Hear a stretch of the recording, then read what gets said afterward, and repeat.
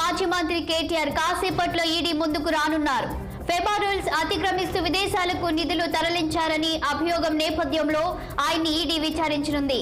Money laundering కేసులో A1 గా ఉన్న కేటీఆర్ తన ఆదేశాల మేరకే నిధుల బదిలీ జరిగిందని ఈ నెల 9న ఏసీబీ అధికారుల విచారణలో చెప్పినట్లు కేటీఆర్ వెల్లడించారు. ఈడీ కేసులో ఇప్పటికే అరవింద్ కుమార్, బీఎల్ఎన్ రెడ్డి స్టేట్మెంట్స్ ఇచ్చారు. తమ తప్పేమీ లేదని, కేటీఆర్ బలవంతంతోనే చేశామని వెల్లడించారు ఇద్దరు అధికారులు. ఈ నేపథ్యంలో కేటీఆర్ విచారణపై తీవ్ర ఉత్కంఠ నెలకొంది.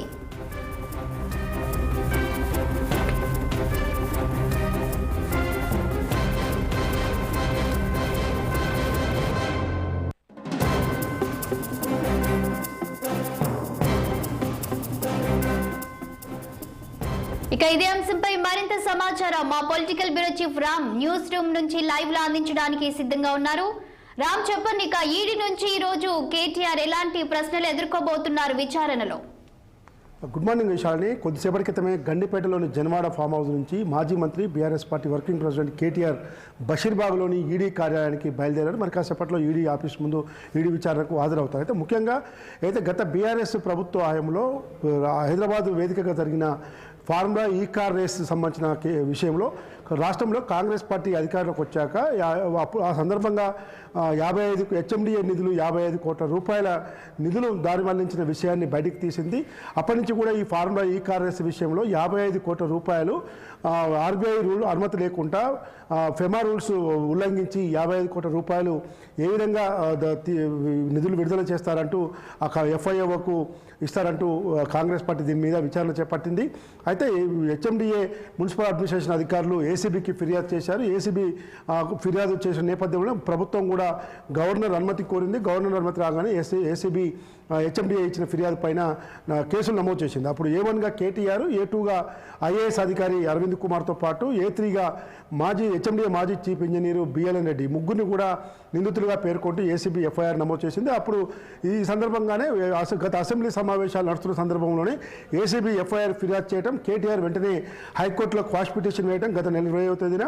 దాన్ని విచారించిన హైకోర్టు 30వ తేదీ వరకు కేటీఆర్ను అరెస్ట్ చేయొద్దు, విచారణ చేసుకోవచ్చు అని చెప్పింది. ఆ తర్వాత మళ్ళీ 27వ తేదీన జరిగిన విచారణ, హైకోర్టులో జరిగిన విచారణ అనంతరం 31వ తేదీ వరకు అరెస్ట్ చేయొద్దని చెప్పింది. అయితే మొత్తం మీద ఓవైపు ఏసీబీ నోటీసులు ఇచ్చి ఎఫ్ఐఆర్ నమోదు చేస్తున్న క్రమంలోనే ఈడీ కూడా ఈడీ కూడా కేటీఆర్కు, అరవింద్ కుమార్కు, బీఎల్ఎన్ రెడ్డికి ముగ్గురికి కూడా విచారణకు రావాలని చెప్పి నోటీసులు ఇచ్చింది. వాస్తవంగా జనవరి ఈ నెల మొదటి వారంలో 2-3 తేదీల్లో బీఎల్ఎన్ రెడ్డి, అరవింద్ కుమార్ను విచారణకు రమ్మని చెప్పింది. 6వ తేదీన కేటీఆర్ను రమ్మని చెప్పింది. అయితే ఈ నేపథ్యంలోనే ఏసీబీ విచారణకు ఈ నెల 9వ తేదీన కేటీఆర్ హాజరై ఈడీ దాదాపు 7 గంటల పాటు బంజారాహిల్స్లోని ఏసీబీ కార్యాలయంలో విచారణలో కేటీఆర్ పాల్గొన్నాడు. ఏసీబీ అధికారులు కూడా ఆయన విచారించారు. అనేక ప్రశ్నలు సంధించినప్పటికీ కూడా నేను నా ఆదేశాల మేరకే హెచ్ఎండిఏ నుంచి నిధులు బదిలీ చేశాము, అదంతా ఆన్లైన్ ట్రాన్సాక్షను, హిమాయత్ నగర్లోని ఇండియన్ ఓవర్సీస్ బ్యాంక్ సంబంధించిన బ్యాంక్ నుంచి ఆన్లైన్ ట్రాన్సాక్షన్ జరిగింది, ఇందులో ఎలాంటి అవినీతి లేదు, కేవలం రాజకీయ కక్షలతోటే ఇలాంటి చర్యలకు పాల్పడుతున్నారని చెప్పి ఈరోజు కేటీఆర్తో పాటు బీఆర్ఎస్ పార్టీ నేతలు కూడా మండిపడుతున్నారు. అయితే మొత్తం మీద ఇవాళ ఈడీ విచారణ ఏదైతే ఫెమా రూల్స్ ఉల్లంఘించిన నేపథ్యంలో ఆర్బీఐ అనుమతి లేకుండా మనీ లాండరింగ్ కేసు విషయం సంబంధించింది ఈరోజు ఈడీ ఎన్ఫోర్స్మెంట్ డైరెక్టరేట్ బషీర్బాగ్లో ఉన్న కార్యాలయంలో ఈడీ విచారణకు హాజరవుతున్నారు. ఈ పరిస్థితుల్లో ఆయన ఇప్పటికే క్వాష్ పిటిషన్లపై ఇటు హైకోర్టులోను, సుప్రీంకోర్టు 2 కోర్టులో కూడా కేటీఆర్కు చుక్కెదురైంది, నిరాశ మిగిలింది. మేము కింది కోర్టులో ఉన్న ఆదేశాలను జోక్యం చేసుకోలేమని చెప్పి నిన్న సుప్రీంకోర్టులో కూడా సుప్రీంకోర్టు కూడా చెప్పడం జరిగింది, బేలా త్రివేది ధర్మాసనం. కాబట్టి ఈ నేపథ్యంలో ఇప్పుడు ఈడీ విచారణ అనంతరం మళ్ళీ ఏసీబీ విచారణకు హాజరవుతారా, లేదు ఈడీ మళ్ళీ రమ్మని చెప్తుందా, ఏసీబీ విచారణకు పిలిచి అతన్ని అదుపులోకి తీసుకొని విచారిస్తారా, ఏ విధమైన పరిణామాలు ఉంటాయని మాత్రం కొంత బీఆర్ఎస్ పార్టీలో తీవ్ర ఉత్కంఠ నెలకొంది. వాస్తవానికి ఇవాళ ఉదయం 10 గంటల లోపు బంజారాహిల్స్లోని కేటీఆర్ నివాసం నందినగర్కి వస్తారని చెప్పి వచ్చిన సమాచారం నేపథ్యంలో పలువురు మాజీ మంత్రులు, ప్రస్తుత ఎమ్మెల్యే ఎమ్మెల్సీలు అందరూ కూడా కొంతమంది నందినగర్కి చేరుకున్నారు. కానీ జన్వాడ ఫామ్ హౌస్ నుంచి నేరుగా ఈడీ కార్యాలయానికి కేటీఆర్ బయలుదేరినట్టు కేటీఆర్ వర్గాలు కూడా మీడియాకు సమాచారం ఇచ్చాయి. ఈ నేపథ్యంలో ఈడీ విచారణ దాదాపు ఎన్ని గంటల పాటు కొనసాగుతుంది, 55 కోట్ల రూపాయల బదిలీ వెనుక అసలు విషయం ఏమిటి, బయటికి తీస్తారా, కేటీఆర్ ఏ విధమైన విచారణకు ఇప్పటికే ఏసీబీకి కానీ ఈడీకి కానీ నేను ఖచ్చితంగా సహకరిస్తాను, న్యాయస్థానాల్లో కూడా పోరాడతానని చెప్పిన నేపథ్యంలో ఇవాళ ఈడీ విచారణకు హాజరవుతున్న కేటీఆర్ ఈడీ ప్రశ్నించే ప్రశ్నలకు ఎలాంటి సమాధానం చెప్తారు, ఈడీ సంతృప్తి పడుతుందా లేదు, మళ్ళీ పిలుస్తుందా లేదు, వెంటనే అదుపులోకి తీసుకొని విచారించే అవకాశం ఉంటుందా అనేది దానిపైన కూడా కేటీఆర్ లీగల్ టీం కూడా ఎప్పటికప్పుడు ఈ పరిణామాలపై వాద్యేస్తూ ఉన్నారు. లీగల్ టీం కూడా తెలంగాణ భవన్లో కూర్చొని అనేక పరిణామాలపై చేస్తారు. అయితే ఈ పరిణామాల నేపథ్యంలోనే మాజీ మంత్రి హరీష్ రావు, రాజ్యసభ సభ్యులు దామోదర్ రావులు ఇద్దరు కూడా నిన్న సాయంత్రం ఢిల్లీకి వెళ్ళారు. ప్రస్తుతం ఢిల్లీలో ఉన్నారు. అసలు వాళ్ళు ఏ పని మీద వెళ్ళారు ఢిల్లీకి, వ్యక్తిగత పనుల మీద వెళ్ళారా లేదు ఇప్పుడు ప్రస్తుతం నడుస్తున్న కేసుల విషయంలో వెళ్ళారా లేదు కాళేశ్వరం కమిషన్ విషయంలో విచారణ కొనసాగుతుంది, దాంట్లో కేసీఆర్ కూడా విచారిస్తారు, తదుపరి పరిణామాలు వేగంగా ఉంటాయని చెప్పి ఓవైపు చర్చ జరుగుతుంది. ఈ పరిణామాల నేపథ్యంలో మాజీ మంత్రి హరీష్ రావు ఢిల్లీ పర్యటన కూడా ఒక రాజకీయంగా చర్చ జరుగుతుంది. కాబట్టి ఇవాళ కేటీఆర్ ఈడీ ఆఫీస్కు విచారణకు హాజరై పాల్గొన్న పరిస్థితుల అనంతరం ఏ పరిణామాలు దారితీస్తాయని మాత్రం కొంత బీఆర్ఎస్ పార్టీతో పాటు రాష్ట్ర రాజకీయ వర్గాల్లో కూడా చర్చ నడుస్తుంది. ఇదే పనిలో రాష్ట్ర ముఖ్యమంత్రి రేవంత్ రెడ్డి మాత్రం ఇవాళ నుంచి 6 రోజుల పాటు విదేశీ పర్యటన. రాష్ట్రంలో ఈ పరిస్థితులు ప్రస్తుతం నెలకొన్నాయి. శాలిని, అయితే రామ్, కేటీఆర్ విచారణకు వెళ్లే ముందు లీగల్ అడ్వైజర్ తో భేటీ అయ్యారా? ఇప్పుడు విచారణ జరిగిన తర్వాత ఒకవేళ కేటీఆర్ ను అరెస్ట్ చేసే ఛాన్సెస్ ఉన్నాయనుకోవచ్చు. ఎందుకంటే మొన్న ఏసీబీ విచారణ అప్పుడు కూడా కేటీఆర్ ని అరెస్ట్ చేస్తారు అనే ఊహాగానాలు వచ్చాయి. మరి ఈ రోజు ఎలా ఉండబోతుంది అనుకోవచ్చు? అంటే కేటీఆర్ మొదట ఏదైతే 6వ తేదీన ఏసీబీ విచారణకు వెళ్ళినప్పుడు తన అడ్వకేట్తో నేను విచారణకు వస్తానని చెప్పి ఏసీబీ కార్యాలయం బయటనే ఏసీబీ అధికారులు ప్లస్ ఇతర లా అండ్ ఆర్డర్ పోలీసులతో పెద్ద ఎత్తున వాగ్వాదం జరిగిందో. దాదాపు 40 నిమిషాల పాటు ఆయన రోడ్డు మీదనే కారులో కూర్చొని ఏసీబీ అధికారితో ఘర్షణకు పడ్డాడు. తర్వాత ఏసీబీ అధికారులు ఇచ్చిన ఏదైతే వివరాలతో రమ్మన్నారో ఆ వివరాలతో కూడిన కాపీని ఏసీబీ అధికారులకు ఇచ్చారు. వాళ్ళు కూడా రిసీవ్డ్ కాపీ ఇవ్వడం జరిగింది.